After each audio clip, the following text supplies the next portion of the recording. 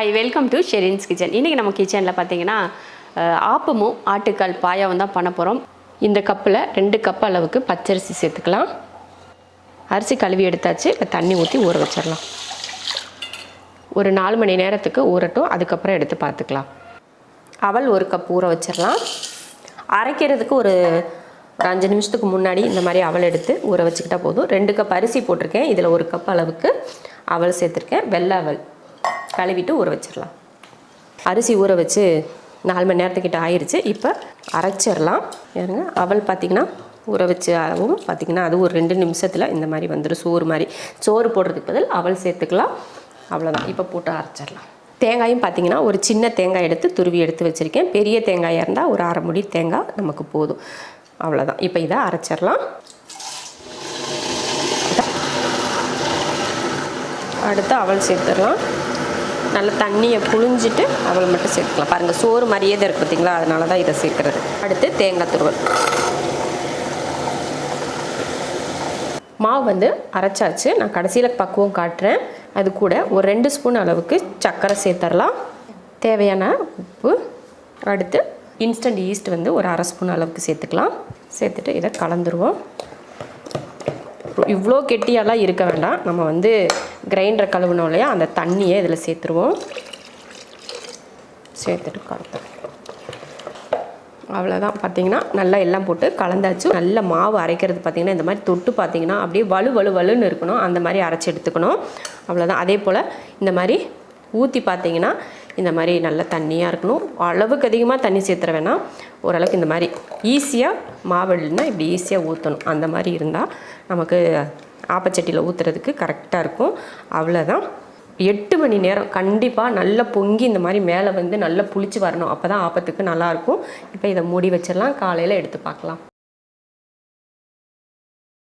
ஒரு ஆட்டுக்கால் வந்து எடுத்து நல்லா க்ளீன் பண்ணிவிட்டு அந்த முடி தோலெல்லாம் க்ளீன் பண்ணி, இப்போல்லாம் பார்த்தீங்கன்னா கடையிலே எல்லாத்தையும் க்ளீன் பண்ணி கொடுத்துட்றாங்க. நம்ம வீட்டில் வந்து ஒரு 4-5 தடவை சுடு தண்ணி போட்டு நல்லா கழுவி எடுத்துட்டோம்னா போதும். போல் 4-5 தடவை நல்லா சூடு கை பொறுக்கிற அளவுக்கு சூடு தண்ணி போட்டு நல்லா கழுவி எடுக்கணும்.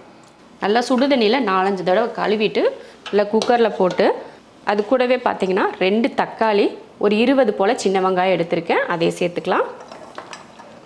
3/4 ஸ்பூன் அளவுக்கு இஞ்சி பூண்டு பேஸ்ட் போட்டுக்கிறேன். அடுத்து மஞ்சள் தூள், உப்பு. இப்போ தண்ணி ஊற்றிடலாம். நல்லா முங்குற அளவுக்கு தண்ணியை ஊற்றி நல்லா கலந்து விட்டு 10 விசில் விட்டு ஆஃப் பண்ணிக்கலாம்.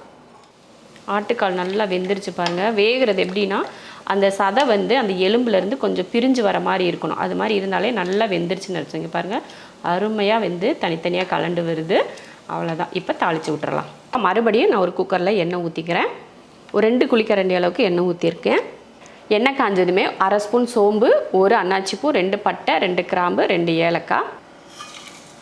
பொரிஞ்சதுமே கொஞ்சம் கருவேப்பிலை, ஒரு வெங்காயம். வெங்காயம் வந்து நல்லா வதங்கிடுச்சு. நல்லா பொன்னிறமாலாம் வர வேண்டாம். இந்த மாதிரி கொஞ்சம் அந்த பச்சை வாடை போகிற வரைக்கும் நல்லா வதக்கிட்டு இதில் மசாலா பொடி சேர்த்துக்கலாம். 1/2 ஸ்பூன் அளவுக்கு மல்லித்தூள், 1 ஸ்பூன் மிளகாத்தூள். நம்ம வந்து பாயா வேக வைக்கிறப்ப பார்த்திங்கன்னா மஞ்சள் தூள் போட்டிருக்கோம். அதனால எக்ஸ்ட்ரா மஞ்சள் தூள்லாம் தேவையில்லை. இந்த அளவுக்கு போட்டுக்கிட்டால் போதும். இப்போ மசாலாவை நல்லா வதக்கிடுவோம். இது கூட வேக வச்ச ஆட்டுக்கால் சேர்த்துடலாம். அப்படியே மொத்தமாக தண்ணியோடையே சேர்த்துட்டேன். அவ்வளோதான். உப்பு எல்லாமே நம்ம முன்னாடியே போட்டிருக்கோம். அது சரியாக தான் இருக்கும். அதனால் பத்தலைன்னா கடைசியில் சேர்த்துக்கிட்டால் போதும். தேங்காய் அரைக்கப் எடுத்திருக்கேன். அது கூடவே சோம்பு 1/4 ஸ்பூன், மிளகு அரை ஸ்பூன், கூடவே கசகசா அரை ஸ்பூன். கசகசா இல்லைன்னா நீங்கள் வந்து முந்திரி பருப்பு கூட ஒரு 4-5 முந்திரி பருப்பு போட்டு அரைச்சிக்கலாம். இப்போ இதை பேஸ்ட் போல் அரைச்சி எடுத்துடலாம். இப்போ நம்ம தேங்காய் பேஸ்ட் அரைச்சோம் பார்த்திங்களா, அதையும் சேர்த்துடலாம். தேங்காய் ஊற்றிட்டு நம்ம கலந்து விட்டுறலாம். அவ்வளோதான். சூப்பராக எல்லா மசாலாவும் நம்ம சேர்த்தாச்சு. மறுபடியும் என்ன பண்ணலாம், ஒரு 10லேருந்து ஒரு 15 நிமிஷத்துக்கு அப்படியே வேக விட்டுறலாம். அவ்வளோதான். பாருங்கள், நல்லா ஒரு 10 நிமிஷத்துக்கு வேக வச்சது பார்த்தீங்கன்னா சூப்பரான ஒரு பாயா ரெடி ஆயிடுச்சு. நான் வந்து ஆப்பத்துக்கு தான் இந்த பாயா பண்ணியிருக்கேன். இறக்க போகிறதுக்கு முன்னாடி கொஞ்சம் மல்லித்தலை. அவ்வளோதான். இப்போ ஸ்டவ் ஆஃப் பண்ணிக்கலாம். ஆப்பத்துக்கு பாருங்கள் மாவு வந்து நல்லா புளிச்சு வந்துருச்சு. சூப்பர் சூப்பர், நல்ல மணமாக இருக்குது. அந்த தேங்காயோட மணம் ரொம்ப நல்லா இருக்குது.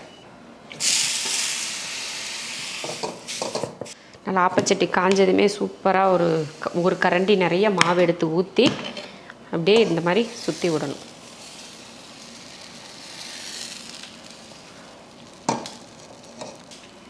மேலே அப்படியே கொஞ்சமாக எண்ணெய்.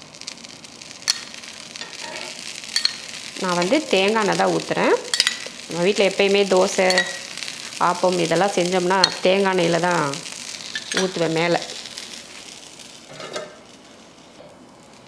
நல்லா சுற்றி பார்த்தீங்கன்னா நல்ல ப்ரௌன் கலரில் வந்து நல்ல மொறுமொறுன்னு வந்து நடுவில் வந்து சாஃப்டாக வந்திருக்கு பாருங்கள்.